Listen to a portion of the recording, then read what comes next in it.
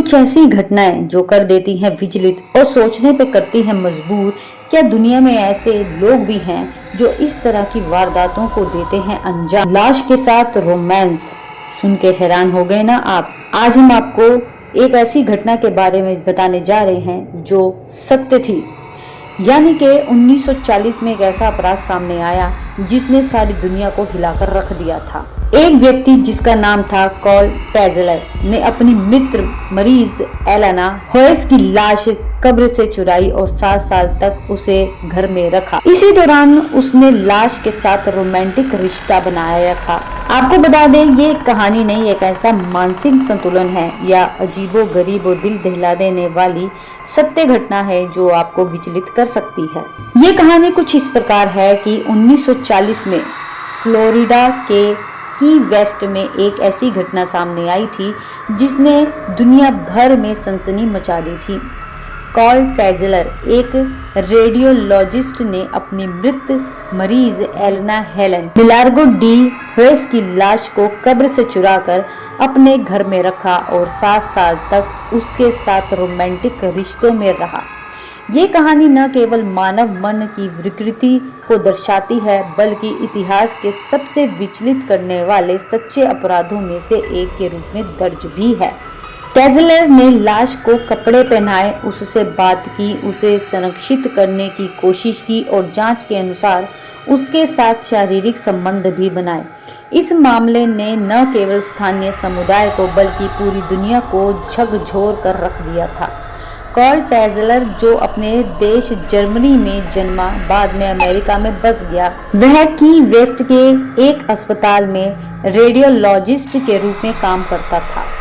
1930 में उसकी मुलाकात 31 वर्षीय एलेना होयस से हुई थी जो टीबी जैसी बीमारी से पीड़ित थी। धीरे धीरे टैजलर एलेना के प्रति अट्रैक्ट हो गया।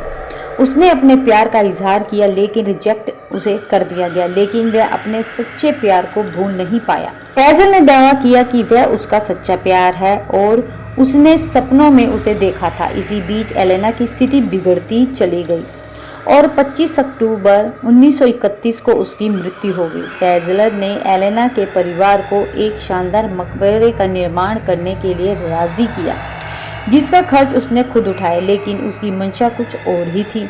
1933 में टैजलर ने रात के अंधेरे में एलेना की लाश को मकबरे से चुरा लिया और अपने घर ले गया।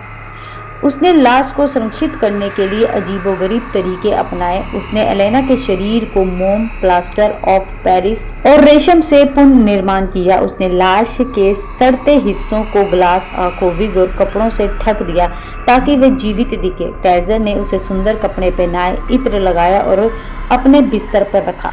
वह उससे बात करता था जैसे कि वह जीवित हो। इतना नहीं, जांच में तो यह भी सामने आया कि उसने लाश के साथ शारीरिक संबंध बनाए जो इस मामले को और भी भयानक बना देता है। ये सनसनीखेज मामला 1940 में तब उजागर हुआ जब एलेना की फ्लोरिडा ने टैजलर के घर पर कुछ संदिग्ध गतिविधियां देखी। फ्लोरिडा को शक हुआ कि टैजलर ने उसकी बहन की लाश चुराई है। उसने पुलिस को सूचित किया और जब अधिकारियों ने टैजलर के घर की तलाशी ली तो उन्हें एलेना की संरक्षित लाश मिली। यह खोज इतनी चौंकाने वाली थी कि इसने स्थानीय और अंतर्राष्ट्रीय मीडिया में तहलका ही मचा दिया था। लोग तो समझ ही नहीं पा रहे थे कि कोई इतना विकृत व्यवहार कैसे कर सकता है। टैजलर को गिरफ्तार किया गया और उस पर कब्र अपवित्र करने और लाश चुराने का आरोप लगा। हालांकि उस समय फ्लोरिडा के कानून में इस तरह के अपराध के लिए सजा का प्रावधान स्पष्ट नहीं था। आश्चर्यजनक रूप से टैजलर को केवल 2 साल की सजा सुनाई गई, लेकिन ये मामला उजागर होने से पहले ही कब्र चोरी की समय सीमा समाप्त हो चुकी थी। उसे जल्द ही रिहा भी कर दिया गया। एक ही सवाल तो ये पैदा होता है कि कोई इंसान इतना मानसिक रूप से अपराधी कैसे हो सकता है।